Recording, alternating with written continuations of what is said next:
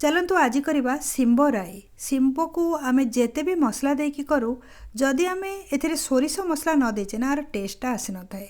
आपण देखि पारथिबे केते बढ़िया रेटा तयारी हिची। प्रति टिप्स मु एथिरे फॉलो करिवि आपन को बतिया पई। सिंबो को जेतेबेले आमे छड़ेई थाउ ना सिंबो भितरे पोक थाए। आपण जानिचंती डायरेक्ट बहुत लोक सिंबो को काटी नियंती ता भितर पोक को न चेक करिकी। एई प्रकार बहुत ओडिया ऑथेंटिक रेसिपी पई जदि मोर चैनल को सब्सक्राइब करनांती ताले सब्सक्राइब करनियंतु। सिंबो को काटिया कि प्रथमे मु सिंबो तो नहीं जाइए या भल कि प्रथम धोई देछि। काटिला परे धोइले तादर मंजी गुड़ाक बाहर जाए। आपन को चेक करके एबे मु देखौछि सिंबो को। जेतेबेले आमे सिंबो को काटिबा ना प्रथम तो सीओ को बाहर करनबा एमती जेमती कि एपट साइड रो सेपट साइड रो दीपट रो सीओ को बाहर करदबा।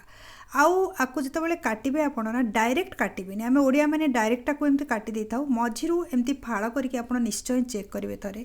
काहेकि ना मझिरे छोट छोट पोक थाए जोटा कि हमको जणा पड़ न थाए। तरकारी सेटा सिझिकी आमे ताकू खाइ भी देथाउ। मु तो एठी गोटे सिंबो को बाहर कले एटा बहुत भलो थिला। सबु सिंबोरे तो न थाए, बाय चांस गोटे गोटे सिंबोरे बाहर थाए। ए जो सिंबोटा एटा भी बहुत भलो अछि। एबे गोटे सिंबो काढी के आपन को चेक करी देखौछि। मु जेतोले बाछिथिल ना को केतेटा सिंबोरे खराब बाहर थिला पूर्वरु भी सब थरक सिंबो कला को मते बहुत समय लागि थाए। देखि पारथिबे आपण आरो भितरटा कला हेची फिंपी मारी जाइछि। जदि आमे को दिखंड करछे ना ताले जानि परिबनी जे आदरे फंगस अछि आ छोट छोट पोक भी अछि। को सिंबोरे फंगस भी थाए, को सिंबोरे छोट छोट पोक भी थाए। सब सिंबो को भल कि एई प्रोसेस रे प्रथमे आमे फाळ फाळ करिकि काढी कि तार सीओ को नै जिबा। वर्तमान आप देखिपे सबू गुड़ाक सिंबो को मुझे जाइए गोटे प्लेट रे। जल्दी जल्दी जब सिंबो को आम धोईकी ऊपर दीपटू सीओ बाहर कर काटी दौचे ना और साइड रू टिके देखी दौचे ताहले जना पड़ न था सब पोक। तो आपन देखिपे सब गुड़ाक मुझे गोटे प्लेट रे नहीं प्रथम आकु मुझे धोईकी रखी। एवं कौन करवा ना सिंबो को आम काटिबा छोट छोट करके काटिबा। जो प्रकार ना हाथ में भी आपको छिंडेकी भी छोट छोट करें एकदम छोट छोट कर काटिबा। एबे आपण देख पारथिबे सबो सिंबो को मु गोटे प्लेट रे काटी कि नै जाइछि। तरकारी पई कि सिंबो वर्तमान प्रॉपर्ली तयारी हो जाइछि। आ ए सब प्रोसेस करिया पई कि ना टाइम निश्चय टिके लागिवो। टीवी देखिबा समय रे टीवी आगे बस कि आपण आकु चेक करके भी करि परिबे।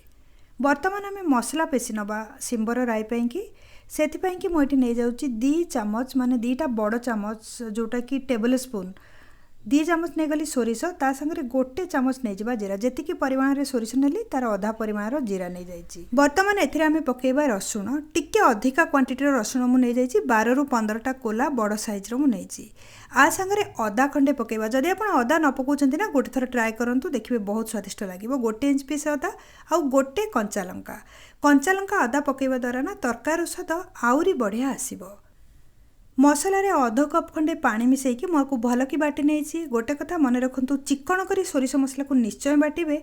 आउ एथिरे अदा आउ कंचा लंका भी मिक्स करिकी थरे मसला करिकी तरकारी करंतु देखिबे बहुत स्वादिया तरकारी हबो। एठी मु गोटे कड़ाई को गरम करी नेछि। कड़ाई रे 4 रु 5 चम्मच तेल नहीं जिबा।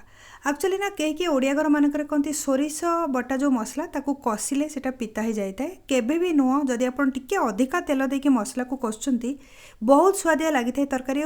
जो सोरिषिया स्मेल जो आसे कंचा सोरिषर स्मेलटा सेटा पड़े थाए। से टिके अधिका मु नहीं जाइछि तेल ता संगे नहीं जाइछि 5 फुटण 2 चम्मच आउ आलू नहीं जाइछि। गोटे बड़ साइज आलूर चोपा छड़ी ताकू छोट छोट करी काटी नहीं। सबु सामग्री को गोटे थर आमे गोले नबा। एमती तो सोरिष मसला को आम चिकन कर बाटिचे किंतु जेते भी चिकन कर जीरा और सोरिषर चोपा गुड़ाक से रही जाए खाइला बेले झोल तले बसी जाए। से कि प्रथम आम सोरिष मसला को भल कि छाणी नबा। ये गोटे बड़ छणा नहीं जाइए से मसला को नहीं जावा हाथ में आपको प्रेस करके छाणा ना चामच साइज रे करवा। मुझे चामच व्यवहार करुच्ची। चामच जदि न हो आप हाथ में भी आपको गोले गोले करपारती। एमती आपको लगातार करवा किछि समय पर काठुआ हो यहाँ उपरटारे पूरा चोपा पलि आसो आ तलू बटा मसला जो चिकन मसलाटा बाहरी जीव। वर्तमान आप देखिपे मसलाटा बहुत बढ़िया भागे बाहरी सारानी तले आ चोपाटा ऊपर रही जाइए। जालीर तले जदि लगी मसला ताको भी हाथ में बाहर करने चिपुड़ी को मुझे भल कि नहीं गली। गोटे थर सबू सामग्री को गोले नबा। तापर एथिरे सुखिला मसला पकेबा। सुखिला मसला रे मुझे नहीं जाऊँगी लंका गुंड 2 प्रकार लंका गुंड नौची। गोटे हूँ काश्मीरी रेड चिली पाउडर ता संगे रागवाला लंका गुंड। हलदी गुंड आधा चामच रु टिके कम मु नेछि। एबे एथिरे धनिया पाउडर और जीरा पाउडर पकेबा। जीरा पाउडर भजा नो कंचा जीरा पाउडर जोटा रेडीमेड पैकेट रे आसे सेटा को नेबे। लुण आधा चामच खंडे पकेबा। आउ जदि दरकार पछरे आमे पकेबा। मसला को कसला बेले टिके नाको लुण पकेले मसलाटा भल कि कषा होता है। एहीपरी गोले पोले स्लो फ्लेम आउ हाई फ्लेम रे आपको आम सुखिला है पर्यंत माने साइड्रु तेल बाहला पर्यंत जमती आम अदा रसुण बटा को कषे ना से प्रकार या कषा जमा भी भावेनि जे पिता हो सोरिष बोली कहीं ए टिके अधिका तेल प्रथम आम पकईचे। बर्तमान आप देखिपे सोरिष मसलाटा पूरा काठुआ हो गलानी और तेल साइड्रु बाहर आरंभ हो गलानी। एथिरे आम काटी सिंब को मिसईदबा। सिंब को एते कष्ट छड़ा छड़ी करिकी ताकू मसला पत्र बाटिक आम करता किंतु क्वांटिटी एबे आपण देखिपे केते गुड़ाई दिशुची। जेतेबेले तरकारी हो सार ना आर अधार अधा हो जाए सिंबटा बहुत कमी जाए सिझिला परे।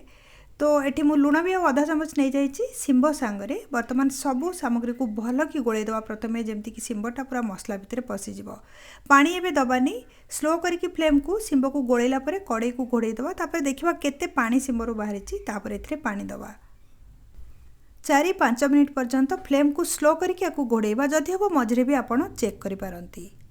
सिंब को घोड़ेबार 3 मिनिट पर हेलानी बर्तमान चेक कर नबा। टिके गोलेला परे जमा पड़िबो भितरु पानी बाहरची ना नहीं। पानी तो बाहरिची किंतु सिंबटा पूरा सुखिला अछि। जदि एते सुखिला रहइबो ताहले एथिरे ग्रेवी भी किछि रहइबोनी और स्वादिष्ट लागिबोनी। सेति कि मु एठी टिके पानी दउची आधा ग्लास रु ऊपर पानी दउची। आपण चाहिले अधिका पानी भी दे परिबे।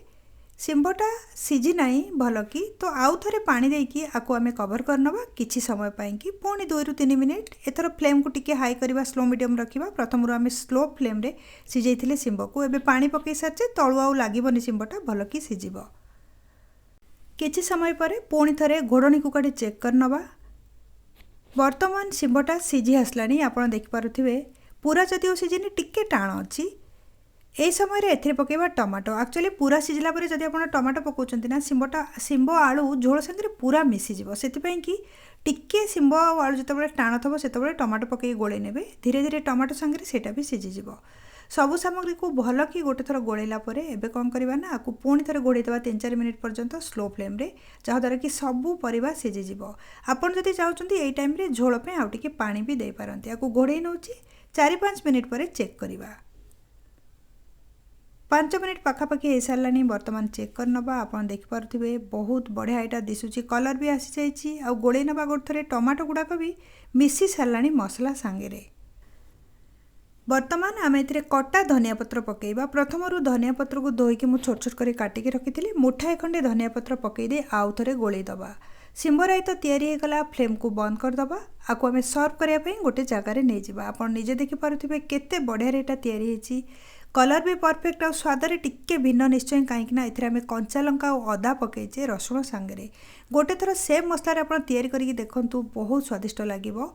सर्विंग बाउलटा को ऊपर टिके धनिया पत्र पकई सजै नबा। रुटी भात डाली अथवा चकुली पिठा सांगरे सिंब राईटा खाया को भारी स्वादिष्ट लगी था। एमती तो पखाड़ भात सांगरे भी आर गोटे बहुत बढ़िया कॉम्बिनेशन। रेसिपीटा को मो शैली रे गोटे थर निश्चय ट्राए करंतु। और रेसिपी विषय रे आपण मन रे जहाँ भी क्वेश्चन अच्छी कमेंट सेक्शन में शेयर करंतु। एही प्रकार बहुत ओडिया रेसिपी जदि मो चैनल को सब्सक्राइब करना ताले सब्सक्राइब करने तो राइट साइड जो बेल आइकन अच्छी ताकू क्लिक करी ऑल नोटिफिकेशन को ऑन करंतु।